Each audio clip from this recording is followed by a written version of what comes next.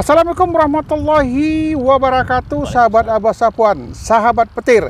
Salam petir, jeder, jeder, jeder. Ini luar biasa kita Mas Puri.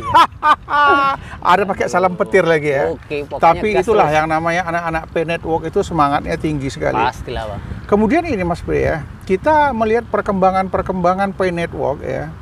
Ada seorang milioner ya, miliarder apa milioner namanya? Bisa miliarder ya. Namanya Elon Musk ya, itu yang dari Amerika Serikat. Ini manusia agak lain ini satu ini, Elon Musk ini. Kenapa? Dia punya 3 warga negara. Dia punya warga negara Amerika, Afrika, sama Kanada. Ya. Mungkin kalau ada negara lain, dia berkeinginan, dia akan dapat lagi. Kenapa? Saya dapat informasi Elon Musk ini kekayaannya tak terhingga. Kalau pendapat Mas Bre gimana? Ya, jadi memang Mbak, hari ini ya, ketika kita lihat di media sosial itu bahwa Elon Musk itu memang ya orang terkaya katanya kan gitu di dunia. Sempat dia berpikir lagi tidak mau tinggal di bumi. Dia mau buat kehidupan di planet Mars kan gitu. Jadi dia hari ini sibuk bagaimana dia bisa buat kapsul, bisa buat apa namanya Apollo seperti itu ya. Itu untuk berangkat ke planet Mars kan seperti itu. Kenapa dilakukan seperti itu? Karena uangnya ya mungkin tak ada serinya lagi ya. Benar, iya. Jadi memang dia juga ya sosok yang bisa mempengaruhi tentang kripto di dunia. Betul ya. Jadi kalau saya ikut perkembangan yang Elon Musk ini ya, orang terkaya di dunia yang memiliki 3 warga negara. Pada saat munculnya Bitcoin ya, dia borong itu semua koin-koin yang ada di Bitcoin, langsung harga Bitcoin langsung melonjak tinggi. Nah, kemudian seiring dengan perjalanan waktu, si Elon Musk ini dia kan memiliki pabrik Tesla ya. Pabrik Tesla ini adalah sebuah pabrik mobil listrik yang ramah lingkungan. Ya mungkin ya dengan banyaknya uangnya seperti ini, pikirannya mulai berubah. Saya akan buat yang ramah lingkungan lah. Jadi di dalam waktu lebih kurang di tahun 2040 itu prediksinya, yang namanya di Eropa itu tidak ada lagi mobil yang pakai bahan bakar. Semua mobil listrik. Nah, itu sudah dikuasain sama si Elon Musk ini. Bayangkan kekayaannya nanti. Tetapi karena dia lihat Bitcoin ya, dalam penggaliannya itu banyak menimbulkan emisi gas buang. Sedangkan dia cinta lingkungan, menciptakan mobil yang ramah lingkungan. Ya, tanpa emisi gas buang. Dia ingin menyesuaikan. Dalam arti kata, dia akan mencari uang kripto yang betul-betul ramah lingkungan, tidak seperti Bitcoin yang menimbulkan begitu banyak permasalahan lingkungan. Apa pendapat Mas Bre? Iya, memang soal menambang kripto ini, Bah, itu juga kita baru lihat itu berita di El Salvador. Nah, jadi di El Salvador tuh sekarang sudah krisis listrik. El Salvador. Iya, itu sudah krisis listrik. Karena apa? Karena orang-orang Tiongkok itu keluar dari negaranya dan mereka menambang di sana gitu. Nambang Bitcoin itu di sana. Bitcoin, iya. Saya dengar Bitcoin ini betul-betul menyerap listrik yang luar biasa. Benar. Karena dia memiliki peralatan komputer ya dengan server-server tertentu yang menyedot tenaga listrik luar biasa. Iya. Jadi El Salvador krisis listrik gara-gara penambangan tadi. Benar. Nah, dengan kehadiran Pi Network ini apa yang terjadi? Iya, Pi Network ini kan sekarang ini kan koin yang dibentuk, kemudian yang mungkin nanti akan hanya menggunakan HP. Kan gitu, menggunakan HP. Jadi setiap barter kemudian transfer dan lain sebagainya mungkin itu hanya menggunakan Android. Betul. Nah, kemudian Elon Musk juga itu kan sekarang sudah menciptakan handphone terbaru. Oh ya? Iya, handphonenya juga namanya Tesla kan gitu. Kita nggak tahu apakah ke depan CoinFi ini akan mungkin masuk ke blockchain atau mungkin akan ditambang kembali menggunakan handphone yang mungkin sudah didesain oleh dia gitu. Jadi Elon Musk ini betul-betul memperhatikan perkembangan cryptocurrency ya. Benar. Jadi kalau dia sudah menyatakan dia melirik Pi Network, apa yang akan terjadi di dalam cryptocurrency? Ya. Di dunia itu kan ada broker namanya, Pak, ya kan. Jadi broker tuh termasuk mereka-mereka yang nanti akan memborong koin dia di waktu harga yang rendah kan gitu. Nah, setelah itu mungkin diborong, ketika naik mereka lah yang akan menjadi raja-raja kripto. Termasuk Elon Musk. Elon Musk ini suka sekali dia dengan yang namanya saham kan gitu kan. Jadi di berbagai perusahaan atau di berbagai mata uang kripto dia tuh sangat fokus bagaimana dia bisa menghasilkan uang menggunakan aplikasi atau menggunakan teknologi seperti itu. Makanya mau Bitcoin, mau dan lain sebagainya, bahkan Shiba Inu ya kan, itu koin Shiba itu kan milik dia itu kan.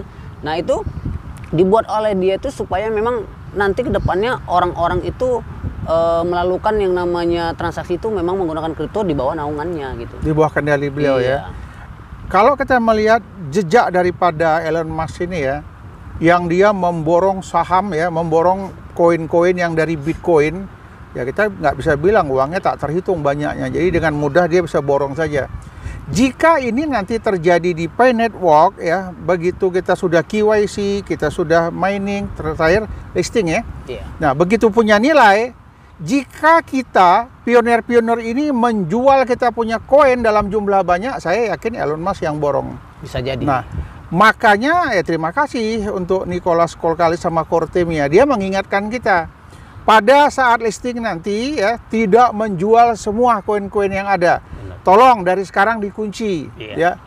Kenapa? Dia kasihan melihat kita yang sudah nambang begitu lama, yang sudah mengharapkan keuntungan ya, uang pertukaran nanti dari koin-koin kita, dia ingatkan kita kunci dari sekarang. Supaya apa? Kalau kita kunci misalnya 50% atau kita kunci 90%, itu jauh lebih baik. Jangka waktunya 3 tahun, kita akan jadi miliuner pada 3 tahun kemudian. Itulah hebatnya core team dari si Nicholas Kourkalis. Gimana pendapat Mas Bre?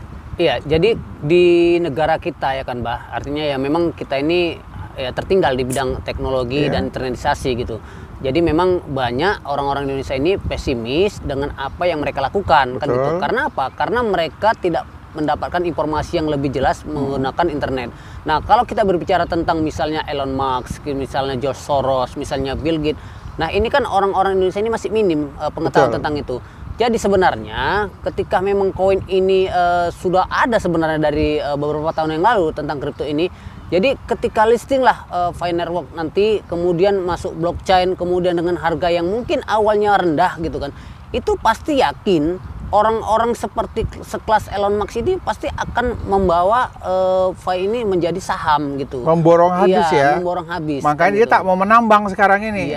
Biarkannya kita nambang capek-capek, udah banyak kita punya, dia yang borong semua, dia yang beli. Bener. Dia beli, diambil, harga melambung, baru dilepasnya lagi. Jadi untungnya bisa ratusan kali lipat. Benar. Nah, tadi Mas Pri bilang bahwasanya banyak orang-orang kita, sebagian besar ya orang Indonesia ini, keterlambatan informasi atau gaptek ya, gagal teknologi. Ya salah satu yang saya lihat kendalanya ini adalah masalah bahasa. Jadi informasi-informasi yang akurat, yang update, datangnya kan semua dari luar. Dan ini dalam bentuk bahasa Inggris. Ya kita berharap teman-teman kita, pionir-pionir yang ada dimanapun mereka berada, adopsilah informasi ini. Kalau dia katakan, Bah, saya nggak tahu bahasa Inggris, Bah, apa yang dia bilang pun saya nggak ngerti. Ambil, rekam saja, ya. Kemudian di copy, pindahkan ke Google Translate.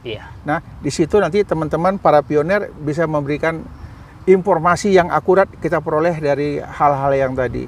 Nah, kira-kira kalau menurut pendapat Mas Pri ini, jika di tahun 2022 ini, karena saya lihat perkembangan luar biasa, yang namanya WhatsApp pun sudah mau bekerja sama dengan Pi Network. Sehingga pada saat transaksi nanti bisa menggunakan WhatsApp. Ini pendapat Mas Pri seperti apa? Ya, ketika kita misalnya punya yang namanya aplikasi seperti blockchain, kemudian ya kalau hari ini kita punya exchanger gitu, Pak. Itu kan juga akan ada notifikasi gitu ketika kita misalnya log out, login kan gitu kan. Nah, medianya sebenarnya WhatsApp dan nomor telepon itu sudah ada dari kemarin kan gitu. Tapi mungkin nanti Pi Network ini mungkin akan notifikasinya di WhatsApp kan seperti itu. Nah, kemudian transaksi juga mungkin nanti bisa melalui WhatsApp kan gitu. Nah, karena apa? Karena memang kalau kita tidak mengetahui secara mendalam, kiranya seperti yang Abah sampaikan tadi, bahwa teman-teman hari ini kan yang pesimis tadi gitu. Contohnya kita mendirect 100 orang kan gitu. Ternyata setelah kita lihat akun Pi kita itu kan hanya sepertiga yang aktif ya. Kan gitu. Yang lain malas, nggak mau tahu atau nggak ngerti kali. Iya. Nah, mungkin ini kesalahannya ada dua. Yang didirect tidak pernah bertanya, atau yang mendirect tidak pernah edukasi. Tidak pernah kan menjelaskan. Gitu. Bener. Nah, jadi kedepannya saya yakin dengan beberapa hari ini kan itu menuju akhir tahun 2021 ini kan sudah ada waktu terakhir mainnet kan gitu. Nah, ketika kita melihat kita saja mendirect orang itu sepertiganya aktif, dan saya yakin dari sekian puluh juta pioner yang ya kita katakan sudah ada menambang gitu, saya juga yakin ini sebagiannya juga bakal padam ini ya. Sepertiga ini juga pasti hilang gitu. Jadi ya mungkin ada beberapa orang yang aktif yang akan mendapatkan keberuntungan ini. Kenapa ini bisa terjadi? Ya kalau prediksi saya pertama yang seperti Mas Pri mengatakan, kita menderek orang tapi tak pernah mengedukasi. Benar. Kemudian orang yang ikut bergabung tidak pernah mau bertanya. Iya. Nah, sehingga karena ketidaktahuannya dia jenuh, dia malas, dia biarkan saja, maka padamlah penggaliannya. Iya, benar. Nah, kemudian perkembangan saya lihat di tahun 2022 ini sangat dahsyat ini. Kenapa? Apapun ceritanya di tahun 2022 adalah tahun kripto. Dan semua transaksi nanti akan melalui digital. Benar. Nah, tadi WhatsApp ingin bergabung ke Pi Network.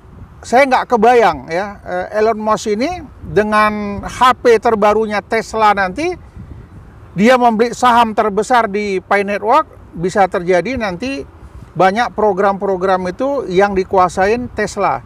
Handphone Tesla begitu kita beli sudah include.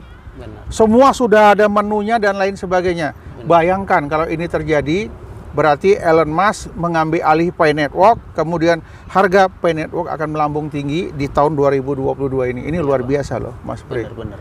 Nah, jadi memang kita hari ini saja menggunakan Android itu kan juga banyak menu di akun Pi kita kan gitu. Tetapi banyak orang yang mungkin tidak pernah mengklik atau tidak mau tahu tentang menu-menu yang ada di akun Pi kita gitu. Nah, Android saja hari ini sudah bisa membuat dompet wallet Pi gitu kan. Bagaimana pula nanti namanya ini teknologi kemajuan ke depannya, bagaimana orang-orang yang punya inisiatif untuk mempermudahkan yang namanya transfer kripto dan lain sebagainya, ini ya tadi dengan HP yang merek-merek yang terbaru gitu. Nah, disitulah sahamnya akan diluncurkan, kemudian kita siap-siap.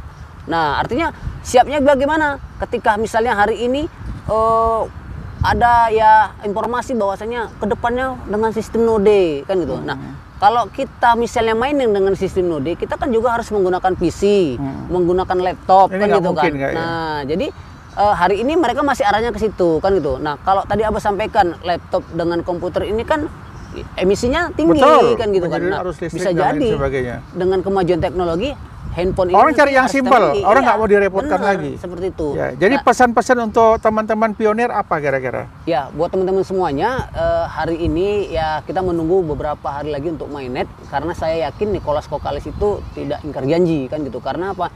Karena memang di kuartal 4 2021 dia akan mainnetkan Pi Network ini, dan kita tunggu saja sampai ya mungkin sebelum Natal atau sesudah Natal ini saya yakin Pi Network akan ada yang namanya informasi terbaru dengan fitur yang lebih keren, sehingga kita tidak dikecewakan untuk mainnet. Dan jadi buat teman-teman semuanya semangat kan gitu, karena apa ya, kesuksesan ada di depan mata, Bah. Kesuksesan di depan mata kan gitu. Jadi ya kita harus hargai dulu tim core untuk bagaimana memperbaharui kan gitu, supaya ya kita dimudahkan seperti itu. Dan kita terus belajar kan. Kata kunci sabar. Iya, kita harus belajar karena apa? Tidak semuanya itu instan kan. Betul. Gitu kan. Nah, jadi Pi Network juga punya program itu kan perjalanannya sampai 3 tahun gitu. Jangan kita yang baru nambang sebulan 2 bulan kita harus ya kan kita itulah kalau orang kita ini ya kan. Iya. Ya, gitu. Yang penting sabar ya. Iya, benar. Baik sahabat petir dimanapun berada ya. Hari ini kata kuncinya sabar, ikutin terus perkembangan. Ikutin terus channel Abah Safwan, nanti akan ada informasi-informasi terbaru. Salam petir, jeder, jeder, jeder. Luar biasa.